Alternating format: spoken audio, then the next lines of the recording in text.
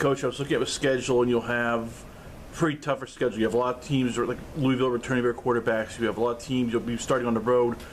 When do you want to start getting the offense sort of, ready so that when they're like last year, when they had to play catch up, they can go to the pass? When do you want to start getting them used to, pressure situations so the quarterbacks are used to, playing in hostile environments, and you guys are ready to play against teams that can just pull away in a moment's notice? Yeah, well, we play in the toughest conference in the country. That's not debatable anymore. This year, this is the toughest conference, and we play in the toughest side of it. So we all know that. You know that. I know that. It's what it is. It's not what it was. It's a new era right now, and it's very competitive. We have to be ready out of the blocks. When we get on the road on Northern Illinois, we've got to go out there and we've got to be hitting on all cylinders. That's just the way I believe it. It's not going to be like, well, let's just, let's work on this, and we don't have that luxury, if you want to call it. To go on the road and play, Northern Illinois has traditionally been one of the strongest teams in the Mid-American Conference. At their place on a Thursday night, we're going to have our hands full. And so our mindset is that we've got to go out there at, at the highest capacity we can be at. It's not like, sometimes you open up with some smaller schools and you're sitting there and you say, okay, let's not do this, or let's work on, no, we're going. We are going to go 100 miles an hour. Now, in terms of our team, is an older team that can handle those pressure situations. Now, the quarterbacks, one of them, Anthony Brown, of course, has not been in the limelight at all, but in the bright light. Darius has been. Now, not enough, but I mean, he played started that first half in game, whatever that was, 3 or whatever game that was against Florida State that year. So, just by sheer, he's got a little bit more. How do you get him ready for that? All we can do is create the most competitive environments in practice that we possibly can. We can't do any more than that. But our mindset is that we are going to be hitting in all cylinders. We are fully operational when we hit that road to go to Northern Illinois. So that's the focus. It's got to be that way, because we'll need everything. Because no matter what you say, no matter who you, opening day has had, in the history of football, the biggest mixed bag of results, because it's opening day. And you just can't account for the things that sometimes can happen. You just hope that you've practiced the right way, you've prepared the right way, and I feel good about our team, because a lot of those positions in like last year when, like for example, the Virginia Tech game, I mean, there's a lot everywhere. There was a lot of white eyes, okay? It's not going to be the case. Now, the most important position is that quarterback position. And so we've got to do the best we can to prepare them. But to think that that would be this, 100% smooth is probably pie in the sky. But when you have a good supporting cast around them, I think you pull yourself through that pretty well, and you're careful on, keeping a good positive energy around them, and just working through whatever problems happen. But we've got a good supporting cast around them, and that's the good news. A veteran supporting cast around them. Steve, did the December practices kind of give you a little bit of a blueprint of where you're going to be now? Yeah, there's no doubt, and I think it showed in the game. And those were vital for us. Those practices were vital. I mean, you think about it, right? We had 15 practices in spring ball. I think we had 16 practices for the bowl game. So we had a second spring practice, or however you want to say that, right? I mean, that's how big that is. And we attacked it that way. I mean, we kind of had some big changes, some big additions. So we're going to take another leap like we did in the bowl game in spring ball. And we're attacking our installation that way. We're not passively going at this right now. We're aggressively going after our installation. And because we feel like we made a lot of progress, it just speaks to,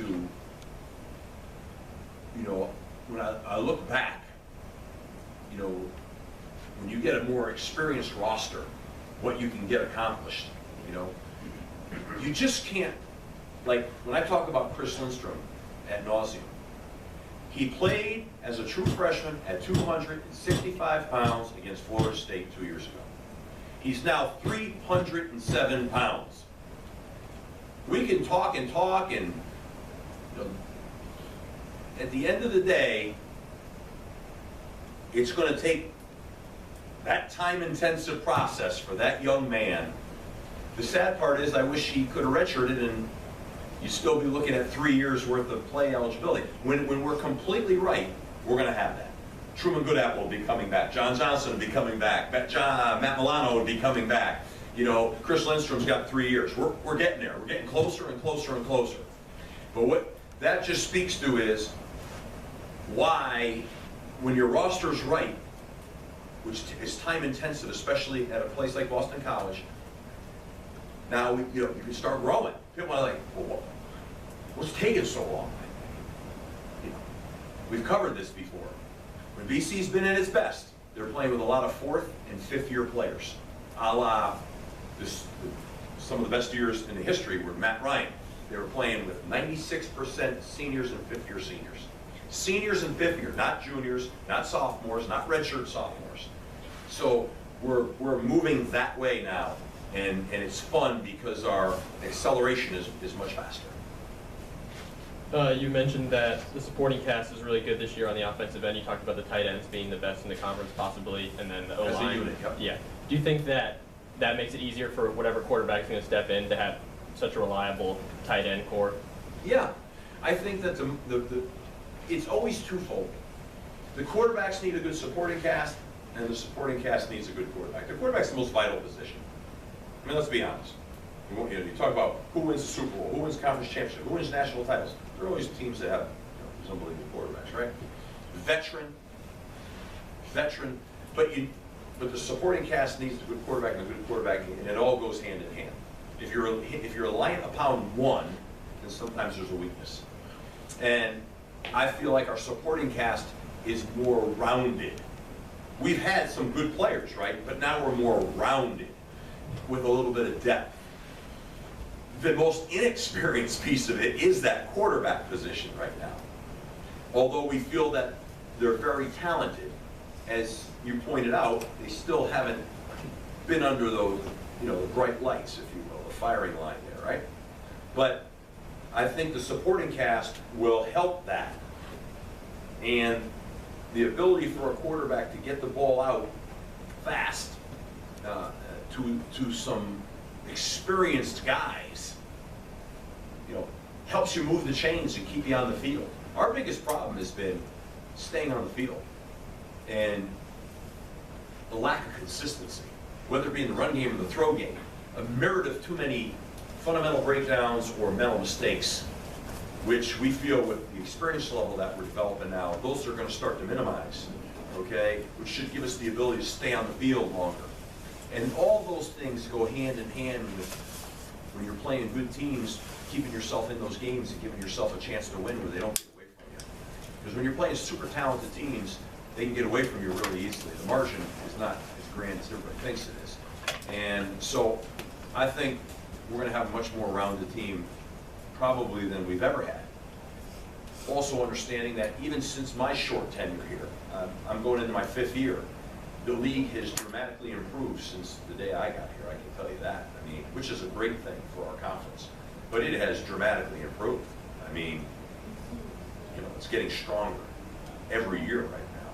That's why it's the best conference in college football right now. And the SEC had that title for so long, but it's not accurate right now. And our conference is going to remain strong. And when you look at the weight of a conference, look at the quarterbacks in that conference. That'll speak to that a lot. And it's usually two things that you can look at: the quarterbacks and the quality of defense. How good are the defenses in the league? In the SEC, when they were hitting on all cylinders, and I was there, they had really good quarterbacks and they had really good defense.